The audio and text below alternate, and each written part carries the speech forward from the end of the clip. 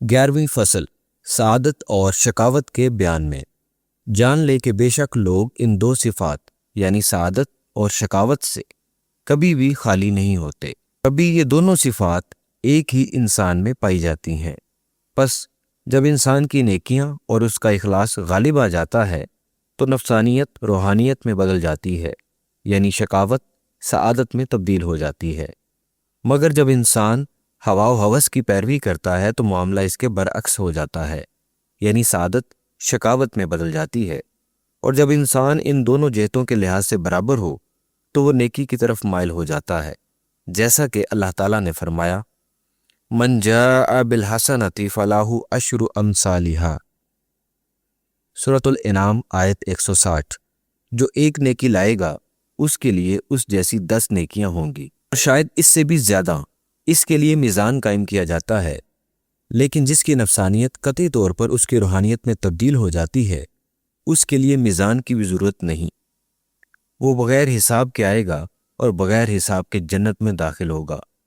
جو اس کے برعکس کرتا ہے وہ بغیر حساب کے دوزخ میں داخل ہوگا، لیکن جس نے نیکیوں کو ترجیح دی ہوگی وہ بغیر حساب کے جنت میں داخل ہوگا، جیسا کہ اللہ تبارک و تعالیٰ نے فرمایا فَأَمَّا مَنْ ثَقُلَتْ مَوَازِينُهُ فَهُوَ فِي عِيشَةٍ رَاضِيَةٍ، سورۃ القاریہ آیت 6 اور 7۔ پس جس کا میزان یعنی نیکیوں والا پلڑا بھاری ہوگا وہ پسندیدہ زندگی میں ہوگا۔ جس نے برائیوں کو ترجیح دی ہوگی اسے ان برائیوں کے مطابق عذاب دیا جائے گا اور پھر وہ دوزخ سے نکال دیا جائے گا۔ اگر اس کے پاس تھوڑا سا بھی ایمان ہوا تو وہ جنت میں داخل ہوگا۔ سعادت اور شقاوت سے ہماری مراد نیکیوں اور برائیوں کا ایک دوسرے سے بدلنا ہے، جیسا کہ حضور علیہ الصلوۃ والسلام نے فرمایا الشقی قد یسعد والسعید قد یشقی، شقی کبھی سعید ہو سکتا ہے اور سعید کبھی شقی ہو سکتا ہے۔ پس جب انسان کی نیکیاں برائیوں سے بڑھ جائیں تو وہ سعید ہوگا، اور جب برائیاں نیکیوں سے بڑھ جائیں تو وہ انسان شقی ہوگا۔ پس جو توبہ کرے، اللہ پر ایمان لے آئے اور نیک اعمال کرے تو اس کی شقاوت سعادت میں تبدیل ہو جاتی ہے۔ لیکن جس کے مقدر میں ازل سے ہی سعادت یا شقاوت لکھ دی گئی ہو وہ اسے مل کر ہی رہتی ہے، جیسا کہ حضور علیہ الصلوۃ والسلام نے فرمایا السعید سعید فی بطن امہ والشقی شقی فی بطن امہ، سعید اپنے ماں کے پیٹ سے ہی سعید ہے اور شقی اپنی ماں کے پیٹ سے ہی شقی ہے۔ لہٰذا اس بحث میں کہ کوئی انسان سعید ہے یا شقی ہرگز نہیں الجھنا چاہیے، کیونکہ تقدیر کے اسرار پر بحث کرنے کا نتیجہ بے دینی ہے۔ کسی کے لیے بھی جائز نہیں کہ وہ اسرار تقدیر کو بہانہ بنا کر نیک اعمال ترک کر دے اور کہے کہ اگر میں اصل سے ہی شقی لکھ دیا گیا ہوں تو میرے نیک اعمال مجھے کچھ فائدہ نہیں پہنچا سکتے، اور اگر میں سعید ہوں تو برے اعمال مجھے ضرر نہیں پہنچا سکتے۔ بے شک ابلیس نے اپنے فعل کو تقدیر کی طرف منسوب کیا تو کافر و مردود ہو گیا، اور حضرت آدم علیہ السلام نے اپنی خطا کو اپنے نفس کی طرف منسوب کیا تو فلاح پا گئے اور اللہ نے ان پر رحم فرمایا۔ ہر مسلمان کے لیے واجب ہے کہ وہ اسرار تقدیر میں ہرگز تفکر نہ کرے، کہیں ایسا نہ ہو کہ وہ اپنے اس فعل کی بدولت پریشان ہو جائے اور اس بات سے ہمیشہ خوف زدہ رہے کہ کہیں وہ بے دین نہ ہو جائے۔ ہر مومن مسلمان کے لیے یہ عقیدہ رکھنا فرض ہے کہ اللہ عز و جل حکمت والا ہے، اور یہ تمام احوال جیسا کہ کفر، نفاق، فسق جو انسان اس دنیا میں دیکھتا ہے تمام اللہ جل جلالہ کے حکم کے ماتحت ہے، جس سے وہ اپنی رضا کے مطابق اپنی قدرت اور حکمت کو ظاہر کرتا ہے۔ اس میں ایک عظیم راز پوشیدہ ہے جس سے سوائے حضرت محمد صلی اللہ علیہ وآلہ وسلم کے کوئی بھی بشر مطلع نہیں۔ ایک حکایت میں بیان کیا گیا ہے کہ ایک عارف نے اللہ سے مناجات میں عرض کی الہی تو قدرت والا ہے، تو نے ہی ارادہ کیا اور تو نے ہی میرے نفس میں برائی پیدا کی۔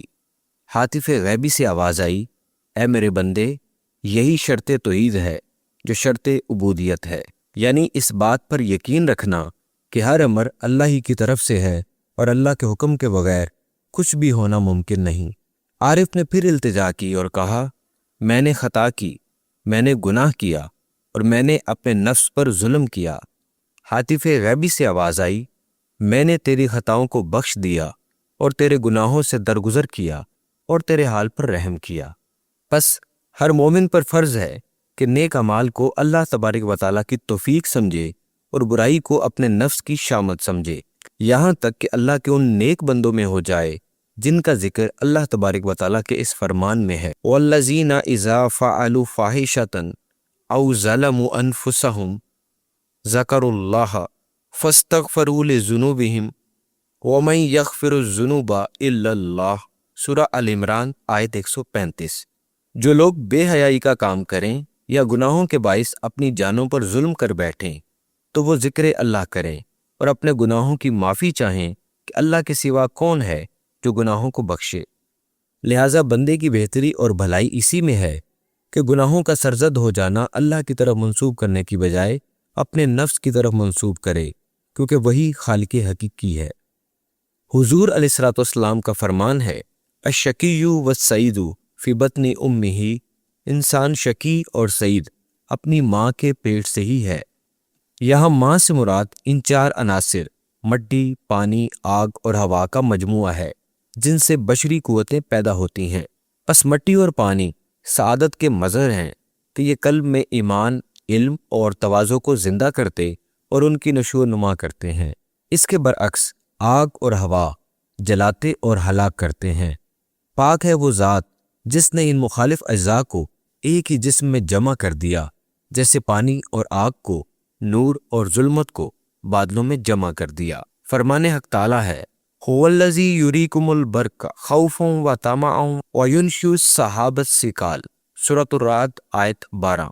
وہی ہے جو تمہیں بجلی دکھاتا ہے جس میں خوف بھی ہے اور امید بھی، اور اٹھاتا ہے بھاری بادلوں کو۔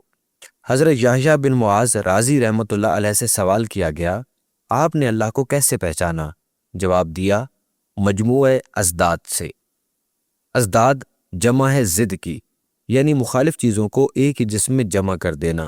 اللہ کی صفات بھی ازداد کا مجموعہ ہے، وہ رحیم بھی ہے اور جبار بھی، غفور بھی ہے اور قہار بھی۔ اسی لیے انسان آئینہ جمال و جلال حق تعالیٰ اور مجموعۃ الکون ہے۔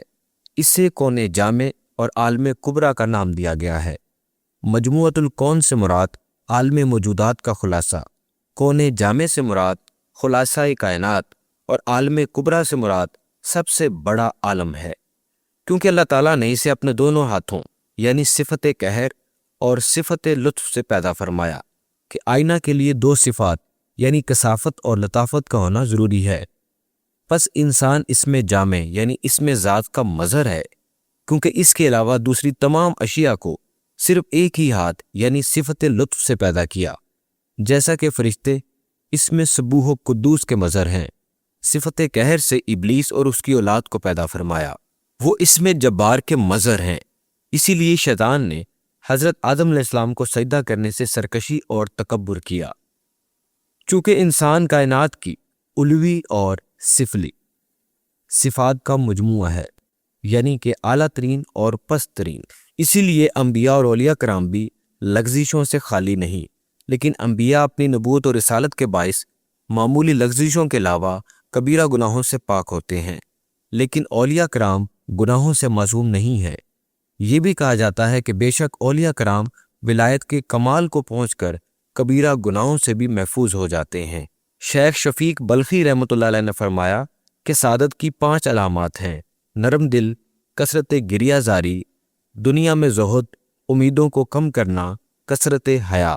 شقاوت کی بھی 5 علامات ہیں: سخت دلی، آنکھوں سے آنسوں کا جاری نہ ہونا، دنیا کی لذات سے رغبت، طویل امیدیں، حیا کی کمی۔ حضور علیہ الصلوۃ والسلام نے فرمایا، علامت السعید اربعۃ، اذا اؤتمن عدل، واذا عاہد وفا، واذا تکلم صدق، واذا خاصم لم یشتم۔ وعلامت الشقی اربعۃ، اذا اؤتمن خان، واذا عاہد اخلف، واذا تکلم کذب، واذا خاصم شتم، ولا یعفو عن زلۃ اخوانہ۔ سعید کی 4 علامات ہیں: جب اسے امین بنایا جائے تو عدل کرے، جب وعدہ کرے تو وفا کرے، جب بات کرے تو سچی کرے، اور جب جھگڑے تو گالی گلوچ نہ کرے۔ شقی کی بھی 4 علامات ہیں: جب امین بنایا جائے تو خیانت کرے، جب وعدہ کرے تو وعدہ خلافی کرے، جب بات کرے تو جھوٹ بولے، اور جب جھگڑے تو گالی گلوچ کرے، اور اپنے بھائیوں کی خطاؤں سے درگزر نہ کرے۔ حالانکہ معاف کر دینا دین کا ایک عظیم وصف ہے، اسی لیے اللہ تعالیٰ نے حضرت محمد رسول اللہ صلی اللہ علیہ وآلہ وسلم کو عفو کا حکم دیتے ہوئے فرمایا، خذ العفو وأمر بالعرف وأعرض عن الجاہلین، سورۃ الاعراف آیت 199۔ اے نبی صلی اللہ علیہ وآلہ وسلم، عفو اختیار کیجئے اور معرفت کا حکم دیجئے اور جاہلوں سے اعراض فرمائیے۔ اللہ تعالیٰ کی طرف سے عفو اختیار کرنے کا حکم صرف نبی پاک صلی اللہ علیہ وآلہ وسلم کے لیے ہی نہیں، بلکہ یہ حکم عام تمام امت محمدیہ کے لیے ہے، کیونکہ جب کسی سلطان کی جانب سے اس کے کسی عامل کے لیے کسی فعل کے متعلق حکم جاری ہوتا ہے تو اس حکم کا اطلاق اس عامل کے زیر فرمان علاقہ کے تمام شہریوں پر ہوتا ہے، اگرچہ خطاب صرف عامل کو ہی کیا گیا ہوتا ہے۔ خذ العفو کی شرح اس فقیر نے اس لیے کی ہے کہ اللہ تعالیٰ کے فرمان میں خود سے مراد ہے کہ اپنے اندر یہ صفت دائمی طور پر پیدا کرو۔